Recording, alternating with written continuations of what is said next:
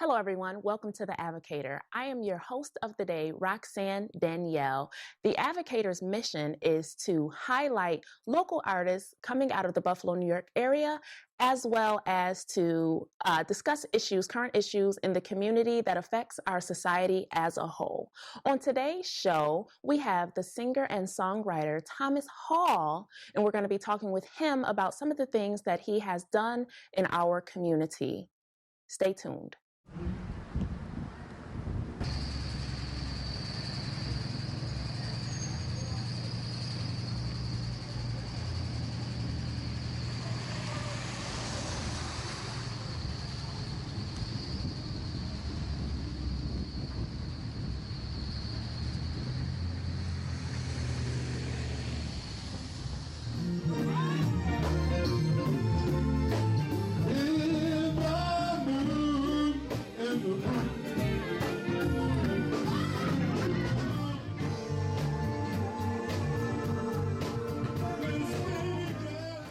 Welcome back to The Advocator. I am your host, Roxanne Danielle, and today we have two guests on the show, Thomas Hall and Steve Stepper.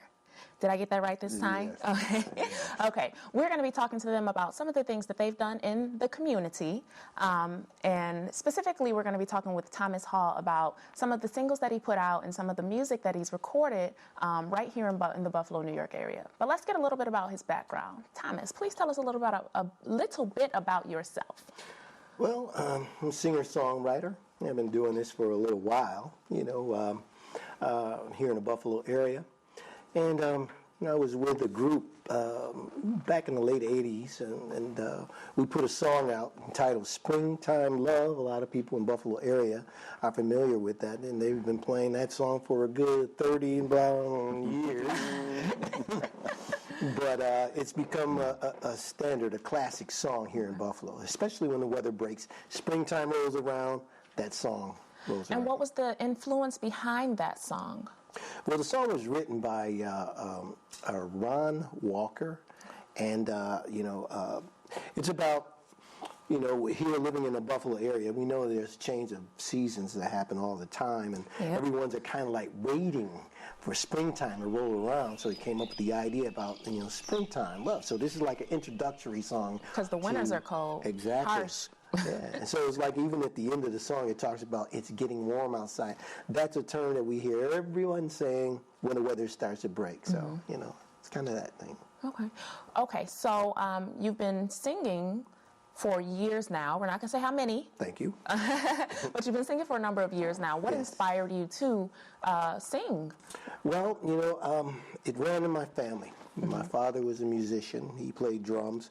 My uncles, they all had a group together. And sometimes my father would take me to the rehearsals, and they'd stand me up in front of the band and say, "Sing something, boy."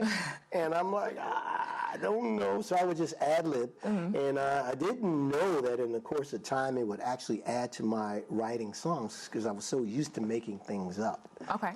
So beyond Springtime Love, I spun off and did some things myself, and I've written a lot of songs since that time. All right. Okay. So when did you first discover that singing was something that you actually wanted to do? Well, I was a youngster, and listening to the radio all the time. And there was certain feelings that I got from the different artists that performed. I came up in a particular time when you had songs and lyrics that meant so much, and it touched me.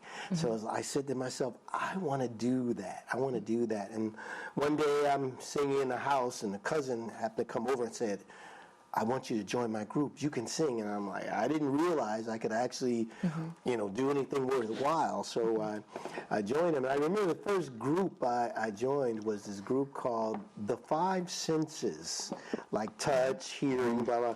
And of course, I was touch. I was touch. And so my attempt was to touch as many people as I could with my voice. No pun intended, though. You weren't really trying to touch everybody. Well, depending on the... No, not really.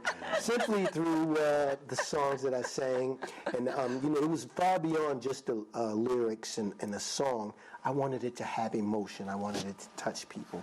And so, based on the response that I've gotten from a lot of persons, they say that's exactly what happens, and that makes me feel good to my heart. Okay, you know what? We talked a little bit before we came up here. Tell us about the hangers and how there was no TV and you used to play with hangers. That's what I want to hear about. Well, as far as just hanging clothes up, but I didn't realize, but it took me some time. I told you I was going to get them. But I didn't realize that hangers could be nice drumsticks as an accompaniment to some of the songs I was singing. So I'd be upstairs on the bed playing the drums, and singing along with it. So then. I realized that it helped me with my rhythm, so to speak. So that's where the hanger thing came in. And you said you weren't going to mention it, or did you? Did I say that? No. No, I think, all's fair. All's fair, Love and All right, love and war. We got out there, we got to get what the people really want to hear. They want to hear about you playing with the hangers. That's what we came here for. I'm sure there's a lot of people out there wanted to hear that. That's what they wanted to know. They wanted to know that he was able to play with the hangers. And, because honestly, in the same sense, I say it for a reason. In the honest sense, I say that because not everybody has the tools to go to a big production studio or make things happen. So I'm more inspired by the fact that you brought this together with the hangers than I am by, the fact that you had a multitude of connections. Yeah. You know what I mean? Yes. So that was important to me. Yeah. It's amazing how playing with the hangers, getting in my first group has culminated into my, getting voted into the Buffalo Music Hall of Fame.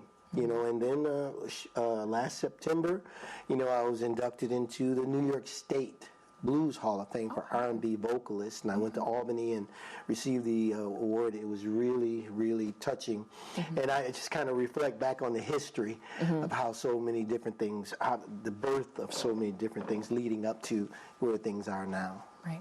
And I'm thankful for that. Yeah.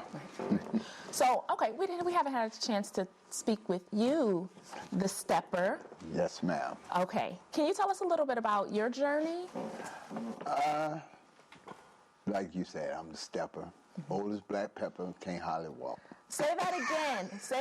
I've been waiting. I knew he was going to do it. I want to hear it again because, Well, you got to say it again. I'm the stepper. Oldest black pepper, can't hardly walk, baby. I'm here to actually, I'm standing in for another bassist, which I was a bassist myself, but I'm a multi-instrumentalist. And this weekend I was boots and bubbles, that's who I had to be this weekend. And Oscar Austin was supposed to be here, and due to unforeseen circumstances, he couldn't. So I'm standing in, and I've been knowing Tom long time. Oh, I'm sorry, Mr. Hall. Tom, wait a minute. We just got another name. Okay, Tom. That's wonderful. Right. That's great. Tom. That's great. That was a nickname from my childhood that he carries on. But it's It's a family, it's actually a family thing. It is. It is. Yeah. My grandmother, she was the first one to call me Tom. She'd grab my little cheeks and everything, and it kind of spun off into history, so to speak. And certain people from back in the day, they know me as that, and I love it because it's endearing. It's an endearing name, and I appreciate it. It's a friendship. Yeah. Can you accept I apologize. I jollipize. I really do. You jollipize? Jollipize. We just made up a new word. We just made...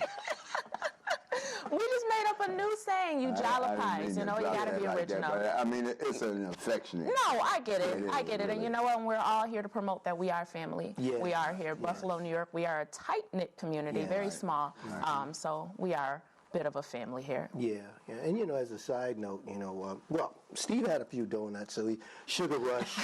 And from time to time, he'll say something that he really doesn't mean. But anyway, a lot of people don't know that Arsenio Hall is my first cousin.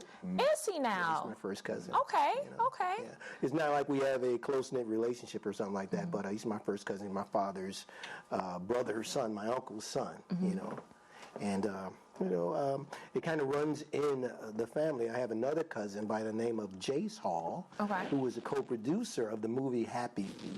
You know? Really? Yeah. Now that's interesting. I love that movie. I really do. I really enjoy that movie. Yeah. He's in California. He has a show in California, but he also is part of video games.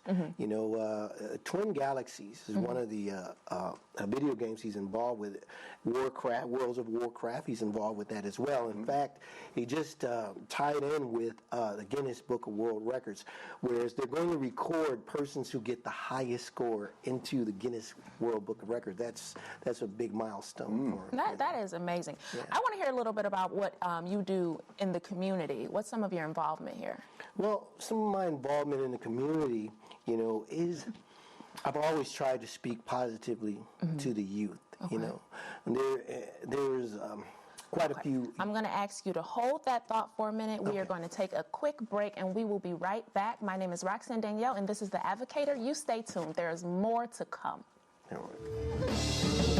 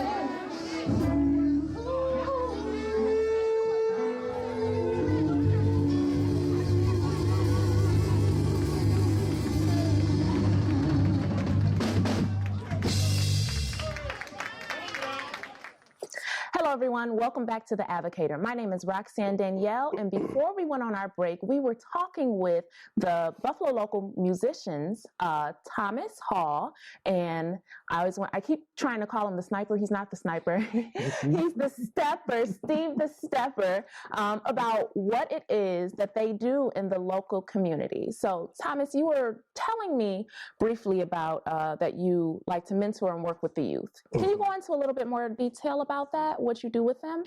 Well, there's a lot of young talent coming up here in Buffalo, and so if there's anything that I could pass on, I try to give some idea of, based on some of the experiences that I've gone through, and maybe try to pass on a little information to them as to maybe certain steps that they could take to try to find a measure of success in music. I've traveled around. I've done performances in so many different places. A few years back, opened for the Stylistics. So anyway, based on some of those experiences and bringing it up to the youth, they kind of look at you like, okay, he must know what he's talking about. Right. He's been here. He's done these particular things. But I try to let them know far beyond just music, as far as having a moral compass, about how to be a good person, so to speak, without forcing anything, because I know they have parents, I know they have people that care about them, but if they allow me to cross the line and give them some idea or advice as to how I view life or how I've gone about it, I try to give them some information, shed a little light on it. The youth here, it's very important.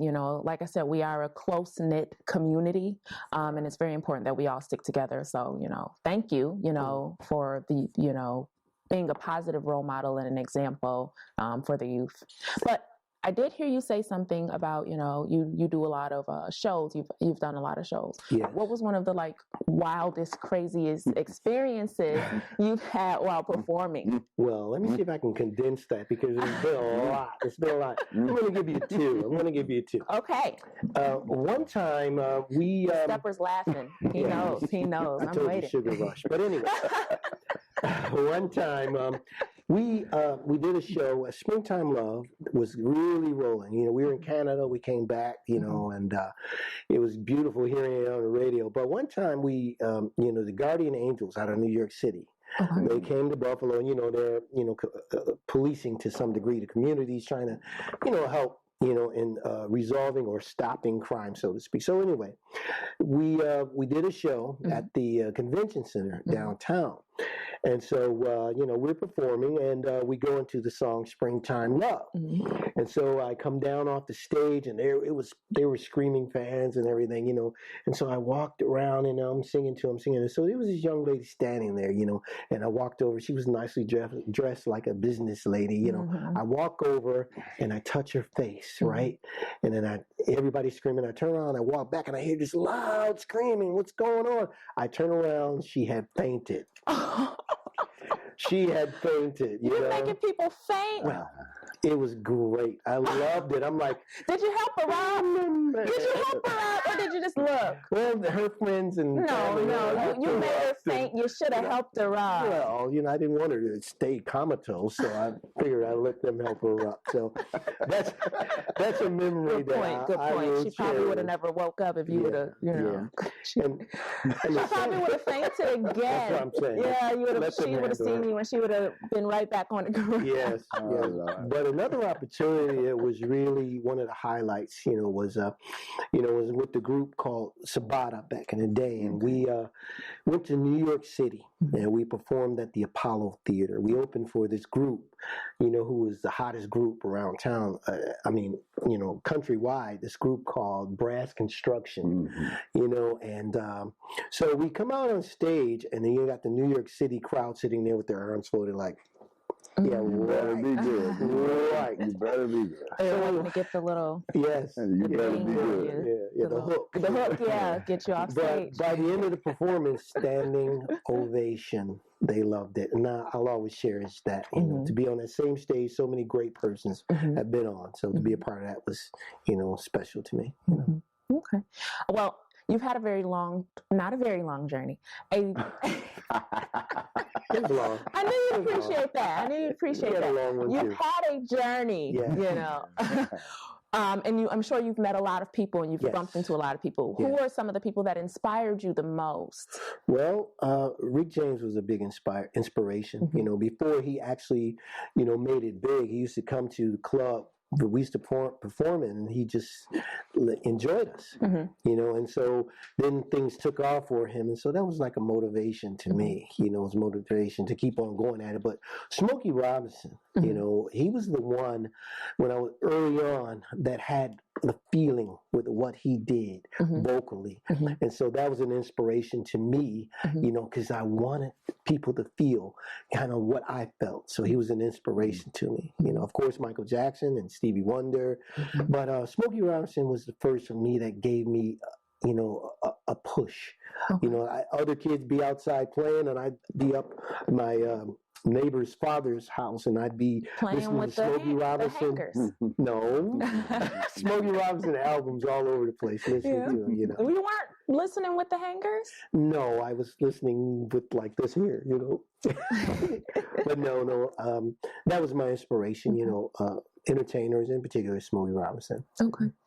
So I'm going to go to the stepper. Can you tell us a little bit about, who he is as a person? Like, what do you know of him? Whoa. Don't tell us too much, let's keep it, let's keep it in the daytime television. I've known Tom since he was a young guy, very, very young guy. We grew up actually in the same neighborhood. And my father was a store owner. So everybody in the neighborhood I had to, have relationships with. And him and my nephew, which is really like my little brother, they were like that close. And then I've been away on several occasions. And I come back, and Tom is this. Tom. I mean, Tom. Mr. Hall Tom, is Tom. We're not going to let him live it down. He's Tom. Yeah, I want you both to enjoy my pain. My pain. But he had become, like he said, with that the single release of that Springtime Love. Everybody in Buffalo was crazy about Springtime, and then I found out it's Tom, right? Tom, the one who used to play in the bedroom with the haters. He released a song. And when did you know that you believed in him? When I heard his voice, I didn't know he sang like that. I mean, we done played sports and did all kinds of basketball. We doing all kinds of stuff. I never knew he was into it like that. Right. And then all of a sudden, you hear his voice on the radio. Who was that? A little high. It's Tom. And this is like around the time, after the time of Michael Jackson and carrying on. But the voice is like, this is a little, he got a very rich pitched voice, and it was him. It was him. It was really good. Okay, so aside from music, because music is always I saw was it an elbow bump? Oh, that was, I didn't get an elbow bump. Yeah. Okay. All right. Like from a distance. Okay. That was mine. There you go. Okay. So aside from music, because we obviously know that is your passion, what are some other things that register with you? Some of the other things that you really enjoy? Well, I write poetry. Okay. I have a poem that's in an International Library of Poetry. And, and I paint. And I do a little artistry as well from time to time. And there's different things, about life that inspire me to do certain things. I had a small role in a movie with Vivica Fox, Queen City when she was here in town. But also, I did a little acting. I went to Studio Arena Theater, and I was in a competition, and I went out to Nashville, and I won overall actor. I had to write my own TV commercial, and I won that first place. I had to write a TV sitcom, and I won that as well, Okay, I'm going to have to stop you because I want to give you an opportunity, even though there's so much more that can be said and lots more for us to learn. But we're running out of time, and I want to give you an opportunity to share, how people can get in contact with you. Yes. I have a CD that's you can acquire on cdbaby.com. And if you type in Easy Listening, you'll find an album. And the name of the album is entitled Natural Thang, spelled Thang, Natural Thang, if you wanted to get a copy of that. Also, there is internet radio entitled UNIR1. I'm supposed to have a release coming up shortly. So, the new thing today is going to internet radio. And so it's something that I'm attempting to do and use the new format to get some material out there, Okay. So we're going to be closing this segment of the show. Stay tuned. This is The Advocator. My name is Roxanne Danielle. Stay tuned because we're going to have a special performance from our guest right around. Winter's come and gone. Love is in the air. Sharing love on a lovely spring night. Hello, everyone. Welcome back to The Advocator. I am your host, Roxanne Danielle. And as I promised you before we went on break, we were going to have a special treat from Thomas Hall. He's going to be doing a musical selection, Ooh, Baby, Baby by Smokey Robinson. Take it away, Thomas.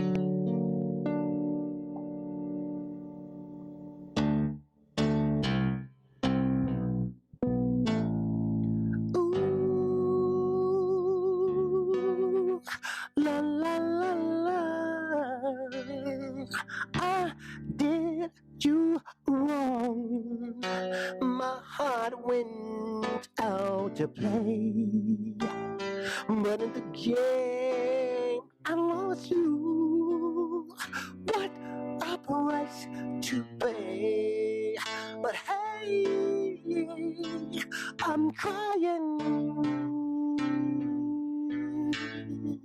Ooh, baby, baby.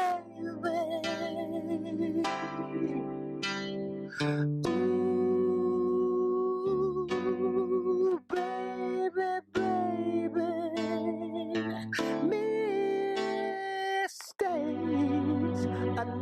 only one or two, but I am only human. You make me sense too. I'm crying. Ooh, baby, baby. Oh, ooh, baby, baby. I'm just about at the end of my road, but I can't stop trying. I can't give up. I can't give up. How I feel. One day, I'll hold you near and whisper, I still love you until the day is here. I'm crying, trying, baby. Ooh, baby, baby. Ooh, baby, baby.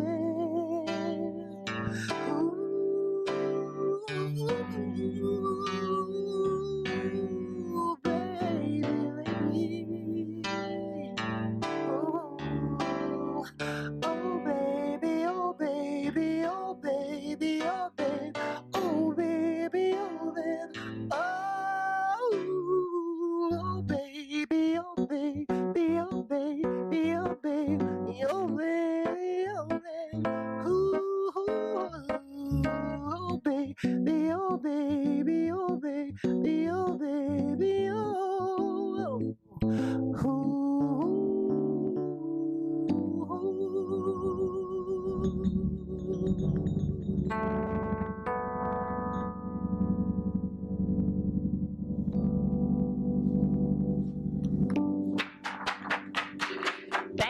Thank you so much for that musical selection. I told you all you were in for a treat, and I'm sure you can appreciate the great sound of Thomas's voice. Thomas, before we end the show, please tell us again, how can people reach you? Because after that performance, I'm sure they're going to want to reach out and figure out, who you are. Oh, thank you. Yes, once again, you can go to cdbaby.com, easy listening, the album Natural Thing. Check it out. You get an opportunity. Also, before we end the show, I want you all to make sure you go to www.latelucyproductions.com. That is the website that you can find the show on. Thank you for your time, and we would love to have you back soon, My pleasure. And keep growing on your journey. I know you've accomplished so much, but there is always so much more to go, so much further to go, and so much more that you can do. So thank you so much. Thank you. Good luck. All right.